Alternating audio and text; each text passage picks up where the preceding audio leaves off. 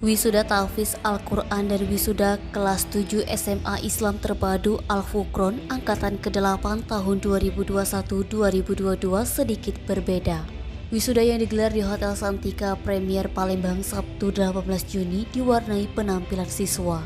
Wakil Kesiswaan SMA IT Al-Furqon David Sahri mengatakan, tahun ini wisudanya hanya wisuda tahfiz Al-Quran dan wisuda kelas 7 SMA IT Al-Furqon. Tidak digabung dengan SD dan SMP.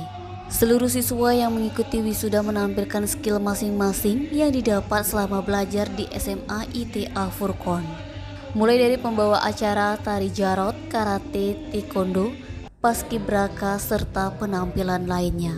Kepala Dinas Pendidikan Provinsi Sumsel Haji Riza Falevi menyambut baik dan mengapresiasi wisuda SMA IT Al-Furqon. Denny Sumiko TV melaporkan.